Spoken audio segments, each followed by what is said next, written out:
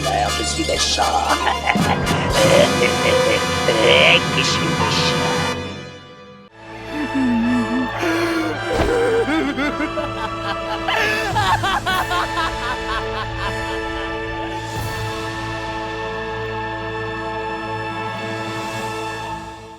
Light Yagami est un cas à part puisqu'il est un méchant protagoniste. Il n'est pas un anti-héros, il est un génie du mal qui incarne la pire personne sur laquelle le pouvoir du Death Note pouvait tomber. Death Note est un manga qui pose une question centrale sur le pouvoir. Si quelqu'un avait la capacité de tuer qui il veut, comme il veut, quand il veut, en ne sachant qu'un nom et un visage, que ferait-il? Light, élève surdoué à l'ego démesuré, décide qu'il est bon d'utiliser ce pouvoir pour tuer tous les criminels du monde avec sa marque de fabrique, afin qu'on reconnaisse l'existence de son pouvoir, et peu à peu conduire le monde à lui vouer un culte. Light aura ensuite une longue rivalité avec L, le plus grand détective du monde engagé par Interpol, qui opère en anonymat depuis des années. Une lutte entre un nouveau symbole de pouvoir et le pouvoir en place. Un combat contre le statu quo sur le monopole de la violence, qui instrumentalise la répression comme la solution absolue. Death Note tacle aussi la question de la peine de mort et la place de la justice. Light agit dans l'intérêt de sa propre définition de la justice, incluant tous ceux qui s'opposent à lui dans ceux qui méritent de subir le châtiment suprême.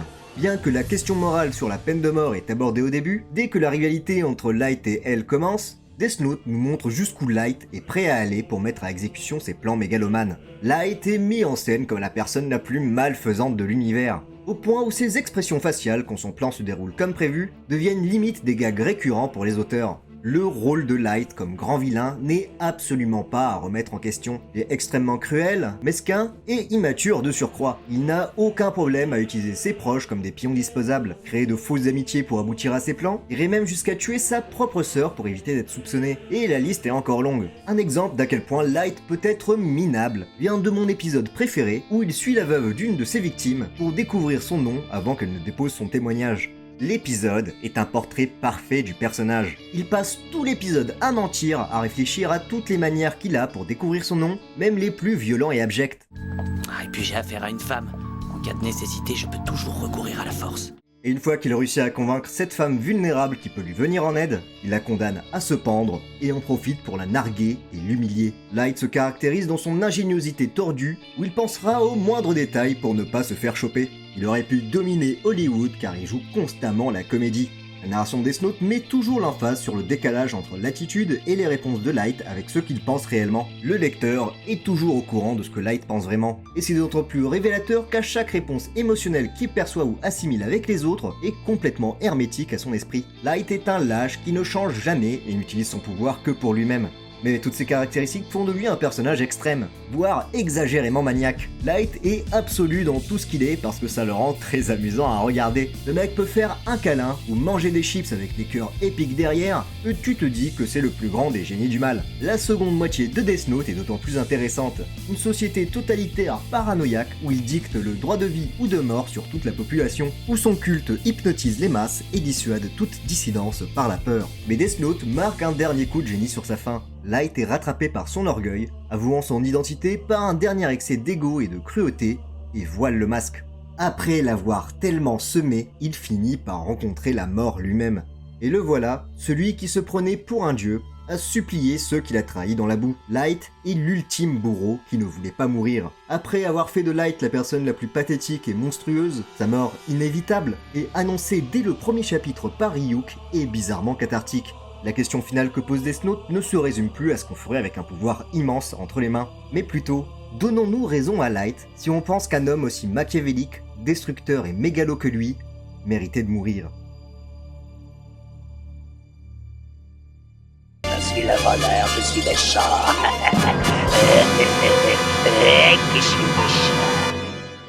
Si je le voulais, je pourrais vaincre la garde et assassiner un président de la République chaque matin. Allons, le palais.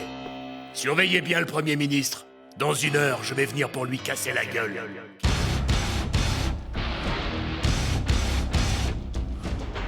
On frappe fort avec l'homme le plus fort du monde, le papa de Baki. Yujiro Hanma, surnommé l'ogre, est le personnage le plus culte de Baki. Père du héros, il assassine la mère de son enfant parce que visiblement il n'était pas assez motivé à tuer la montagne de muscles paternels quand il n'avait que 13 ans. Le principe de Yujiro est on ne peut plus simple. C'est lui le plus fort, point. Peu importe à quel moment de l'histoire on est, c'est fini, il a gagné, tu peux rien faire. Imaginez Saitama s'il était méchant. Toute l'histoire de Baki est une course pour dépasser ce monolithe humain, dont les accomplissements deviennent de plus en plus absurdes. Nous avons là ce qui est peut-être le personnage de fiction le plus drôle jamais inventé. C'est un truc de fou, le papa de Baki il met la pression à tout le monde. Il perd jamais, il humilie l'armée américaine à lui tout seul. Il a fait le Vietnam pour le fun à 16 ans, il frappe un séisme et le séisme il s'arrête. Il transforme du charbon en diamant avec ses mains pour impressionner Obama. Ne me parlez même pas de George Bush, il fait tellement dans son froc devant Yujiro, c'est son taxi. C'est comme ça que conduit George Bush, le président des États-Unis, le pays des libertés.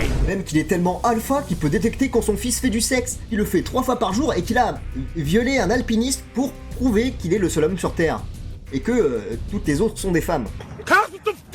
Parler de Yujiro Hanma, c'est lister des blagues sur Chuck Norris désuètes depuis les années 2000, certes en version plus dark, et ça n'en finira peut-être jamais. Il a tout fait, ça va trop loin. Il serre la main à Mohamed putain d'Ali. J'ai une admiration infinie, Mohamed Ali. Mais un point intéressant dans Baki, c'est la volonté de rendre ce nawak total vraisemblable. L'auteur réussit à nous faire croire que Yujiro reste humain. Il a juste atteint le potentiel maximal vis-à-vis de son corps. C'est quelque chose de très important dans Baki. Chaque combat, chaque exploit, il y a une petite explication pseudo-scientifique qui va te dire que ouais, en fait, c'est basé sur des faits réels si tu connais bien les limites du corps humain, avec les bonnes gènes. Et le pouvoir de l'imaginaire observable dans la nature, c'est théoriquement possible dans la réalité. Et si c'est théoriquement envisageable, on peut exagérer dessus. Une approche en mode documentaire animalier capable de te faire avaler les plus grosses couleuvres, comme imaginer avoir plus d'articulations pour faire de son corps un fouet, ou se battre avec des mantes religieuses géantes inexistantes qui font des dégâts réels. Surtout que dans Baki, même lorsque Yujiro n'est pas là, à chaque prouesse des autres personnages, il faut garder en tête que Yujiro peut sûrement le faire lui aussi, et en mieux. Comme cette fois où il y avait un flashback d'un épisode entier sur la technique mortelle interdite ancestrale d'un assassin, que même la CIA en a peur, quand Baki se retrouve face à cette technique, voilà ce qu'il dit. Tu veux que je te dise ce que mon paternel disait de cette technique ? C'est une technique de gonzesse. Balèze. Ce qui est terrible, c'est qu'avec ce postulat, rien ne peut donner tort à Yujiro. Qu'est-ce que ça peut bien donc faire s'il est immoral ? À partir du moment où il est invincible et qu'il fait ce qu'il veut, qu'est-ce qui peut contredire sa façon de penser ? Yujiro est heureux, satisfait avec ses propres valeurs et philosophie. La vérité appartient aux puissants. La force de Yujiro Hanma est limite admirable. Il y a un peu de ça dans cette relation père-fils, où on ne cherche pas seulement à écraser Yujiro, mais à le surpasser. Baki marche sur les empreintes de son père, et lui aussi devra atteindre le nec plus ultra de son corps. Baki déteste son père, mais parle de lui avec une certaine fierté, et tente tant bien que mal de se rapprocher de lui, humainement, avec la définition propre à Baki de ce que c'est que d'être humain. La relation père-fils n'existe que dans ce rapport de force. Yujiro n'a conçu sa progéniture que dans l'espoir d'avoir un adversaire à sa hauteur. Il a fait tout plein de mômes, et pas toujours avec le consentement des mamans, et lorsqu'un de ses fils n'est pas à la hauteur, Yujiro les renie, tout simplement. Il encapsule tout ce qui fait le manga Baki. Quelles sont les implications à la force si on change les plafonds, mais aussi le nawak total de masculinité tellement toxique des mâles alpha qu'ils doivent être surveillés par des satellites américains tellement leurs coronets sont des armes plus dangereuses que la bombe atomique. Entre mentor indirect et antagoniste, Yujiro souhaite que son fils fasse Oedipe-roi, mais l'ogre, c'est qu'il est tellement fort qu'il faudra encore au moins 40 volumes en plus sur les 140 pour vraiment en arriver là.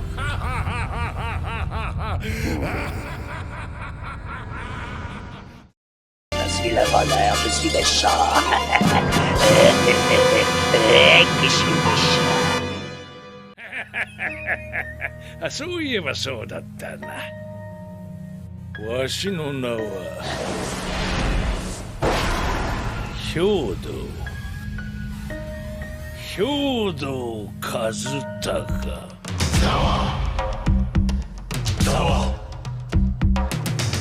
Les méchants de Nobuyuki Fukumoto sont parmi les plus méticuleux et maléfiques personnages du monde des mangas. Comme la plupart de ces séries partagent les mêmes thèmes, les mêmes principes fondamentaux, voire les mêmes jeux, je vous jure, il aime un peu trop de mahjong, ces antagonistes sont des déclinaisons d'à peu près le même personnage, et ils sont tous aussi réussis les uns que les autres. Seulement, je vais me concentrer sur Kazutaka Yodo, antagoniste principal de Kaiji, et Washizu, son homologue d'Akagi. Deux vieux débris excessivement riches, avec un mépris de classe tellement énorme qui donnerait envie aux membres du MEDEF de chanter l'international. Des sadiques de nature qui participent et organisent des jeux d'argent illégaux, en général truqués en leur faveur. Ils sont aussi globalement d'énormes cassos, des déviants de la société qui ont trouvé leur refuge à vampiriser les gens les plus démunis. Mais la différence se fait dans les détails. Et même si ces deux antagonistes ont beaucoup de points communs au point qu'ils partagent la même voix, ils sont deux faces d'une seule pièce et des miroirs à travers lesquels on peut percevoir notre société et comment on finit empoisonné par l'argent. C'est bon les gars, on a atteint le point Squid Game, le Joker a raison, nous vivons dans la saucisse, et si le monde va mal, c'est quasi intégralement à cause d'eux. Yodo est un chef d'entreprise, tout ce qu'il y a de plus banal. À la tête de la TA, en accord avec des huissiers corrompus, il organise des jeux d'argent dangereux, truqués et humiliants, destinés aux prolos endettés, aux exclus sociaux, aux arnaqués et arnaqueurs, bref,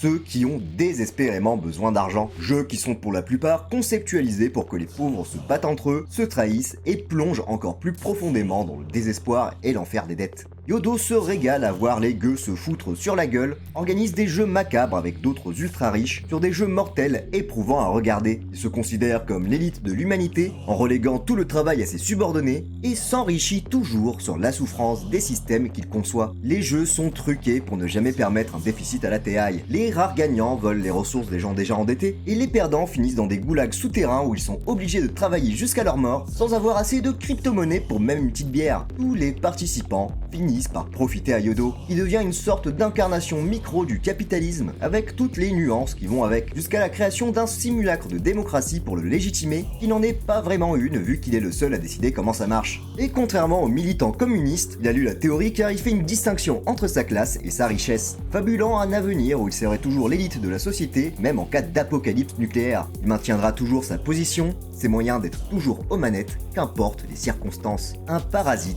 qui se rend indispensable. C'est d'ailleurs ce qui le rend infiniment meilleur que son pauvre plagiat de Squid Game, qui tue bêtement les gens au lieu de leur extorquer encore plus d'argent, afin de créer un lien de dépendance infernale, je m'égare. Une de ces scènes d'introduction le montre en train de martyriser une rangée de spicards bons pour le sto, leur promettant une somme d'argent supplémentaire s'il laisse les frapper dans leurs blessures avec sa canne. C'est en donnant des pécores qu'il réussit à dissuader ceux qui pourraient le mettre hors d'état de nuire. Ils ont bel et bien quelque chose à perdre, ne pouvant tout simplement plus imaginer une quelconque alternative à la situation dans laquelle il se trouve. Yodo, quant à lui, n'y voit aucun problème. Ce système lui est intégralement bénéfique, il le dit lui-même. Pourquoi arrêterait-il de battre ces pauvres hommes avec sa canne quand il n'est pas celui qui a mal? Son avarice n'est égalée que par sa cruauté. Il est l'image du vieux bourgeois qui aurait dû passer l'arme à gauche depuis très longtemps, un corps nécrosé mais maintenu en vie par son quotidien luxueux. Il est hypocrite, lâche et n'en rate jamais une pour se donner de l'importance. Sa vieillesse et sa méchanceté sont tellement appuyées qu'il en devient gâteux à découvrir une nouvelle façon de voir les gens souffrir pour sa fortune. Yodo ne veut pas quitter ce monde. Le remplir par sa seule présence et plus que tout,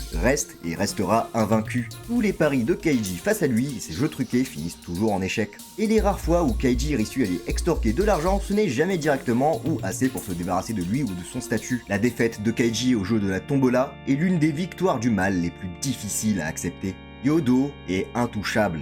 Il continuera de s'enrichir et de se gaver dans l'abondance tant qu'on continuera de jouer à son jeu. Washi wa horobin. Washi wa horobin no da.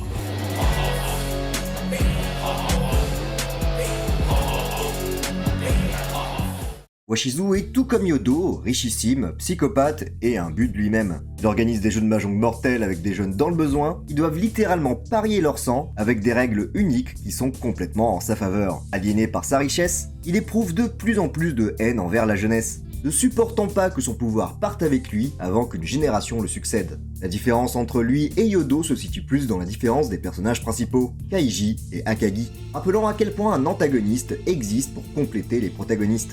Kaiji est un galérien, quelqu'un généralement considéré comme un moins que rien, qui n'a d'autre échappatoire que le jeu, mais toujours dans l'espoir d'empocher une victoire récompensée au bout du tunnel. Akagi, quant à lui, est un personnage miraculeux. Il ne perd jamais, et je veux dire jamais. Le manga se résume à Akagi qui veut prouver à tout le monde qu'il est le plus gros ouf malade de la Terre, en ayant une chance tellement abjecte qu'il survivrait à une roulette russe avec 6 balles dans le canon. Comme le disent les anglophones, il a weaponisé son plot armor. Washizu, dans un match de mahjong où il n'a besoin de gagner qu'une seule manche pour tuer Akagi, perdra l'entièreté de sa fortune, se découvrant alors des émotions qu'il avait oubliées, devenant de plus en plus humain au fur et à mesure qu'il est dépossédé de tous ses biens. Un jeu de mahjong tellement infâme pour avoir duré 20 ans de publication en plus de 26 volumes, où Washizu passe de ce qu'est Yodo à ce qu'il est réellement, au point où il finit même en enfer. Mais Washizu, Yodo, Muraoka et même Kaiji, ils ne font pas techniquement partie de la société active. À travers le jeu du Icard, Fukumoto divise le monde en 3 castes. Une caste de civils travailleurs aliénés qui acceptent de prendre des coups de canne par peur de perdre ce qu'ils ont. Une caste d'empereurs qui sont exclus de la normalité mais qui profitent et triomphent sur eux. Et enfin une caste d'esclaves qui eux n'ont rien à perdre et peuvent défaire les empereurs qui n'ont de pouvoir que sur les civils. Au final, les méchants de Fukumoto deviennent non seulement des personnages à part, qui sont à la fois les exclus et les élites de la société, mais aussi des symboles puissants et représentatifs des classes. Si l'argent est bel et bien la racine du mal, alors les antagonistes de Fukumoto savent y porter leurs fruits. Félicitations d'être arrivé à ce stade de la vidéo. J'espère qu'elle vous a plu et la suite du top arrivera tôt ou tard. Je tiens à remercier de tout cœur mes tipeurs sans qui rien ne serait possible. Il nous fait Arnaud le Mystérieux, Fake, Souleva, Mewen, Ladyboy Carty, Lord Onyx, Leji, HKPK, Lily, Kozen, Artak, Surreal, Moldy the Dry, Keikoku la Luciole, Falco 708, Nightmare, Manoff, Scryed, Tennessee, Raymond le Squeletton, Solid Red Fox, Elgazdar, Ashton, Bolognese, gros fan de Nekoark, Shyful, Épée Mixi, Sirion, Akhenatonte, Calistia et Nilox. N'hésitez pas à participer même à hauteur d'1€, vous aurez des vidéos à l'avance et ça change radicalement ma vie. Après bon, vous connaissez la chanson, likez, commentez et surtout abonnez-vous. Et on se retrouve très bientôt pour de nouvelles aventures. Sur ce, gros bisous.